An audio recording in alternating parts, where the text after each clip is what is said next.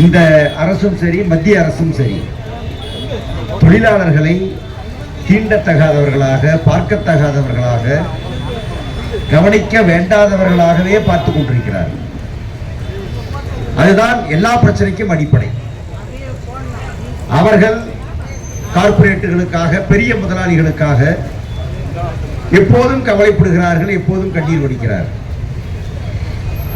இந்த அரசு மத்திய அரசாங்கத்தினுடைய அதே நடவடிக்கையை அடி ஒற்றி 8 மணி நேரத்தை 12 மணி நேரம் ஆக்குகிற சட்டத்தை இயற்றிய அரசு. அதைத்தான் மத்திய அரசு செய்தது. அதையே இவர்களும் செய்தார்கள்.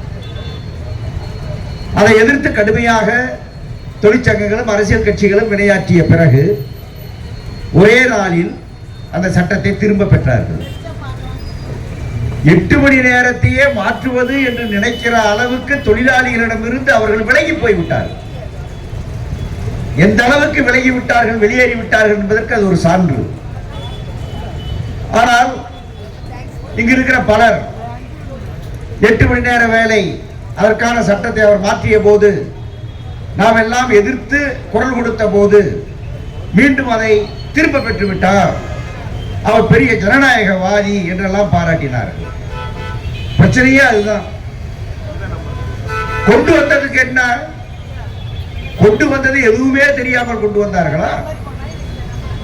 ஆகவே இந்த பாராட்டுவது என்பது, நன்றி சொல்லுவது என்பது, இதை வைத்துக் கொண்டே அவர்கள் செய்கிற தவறுகளை எல்லாம் மூடி மறைக்க பார்க்கிறார்கள். அவர்கள் ஏதோ இப்ப நாளைக்கு நமக்கு கொடுக்க வேண்டிய காசை கொடுத்துட்டாங்கன்னு வைங்களேன், கொடுக்க வேண்டிய காசு நம்ம கிட்ட இருந்து எடுத்த காசு, அந்த காசை கொடுத்துட்டாங்கன்னா நம்மளை கூப்பிட்டு நன்றி சொல்ல சொல்லுவாங்க.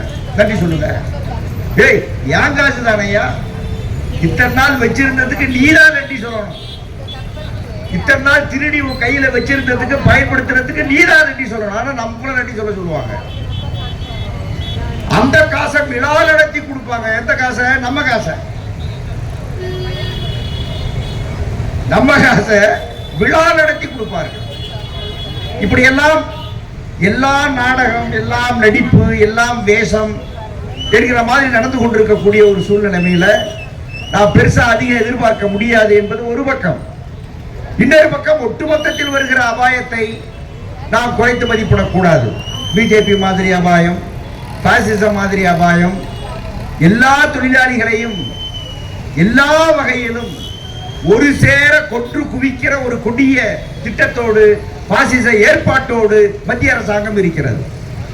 அதை எதிர்ப்பதற்கு கிடைக்கிற எந்த வாய்ப்பாக இருந்தாலும் அதை நாம் கை நழுவ கூடாது என்கிற முறையிலே தான் நாம் பலரோடு ஒன்று சேர்ந்து எதிர்த்து போராடுகிறோம். அதனுடைய பொருள் தொழிலாளிகளின் அடிப்படை உரிமைகளை, தொழிலாளிகளின் அடிப்படை பிரச்சனைகளை விட்டு விடுவோம் என்றோ, சமரசம் செய்வோம் என்றோ பொருள் அல்ல.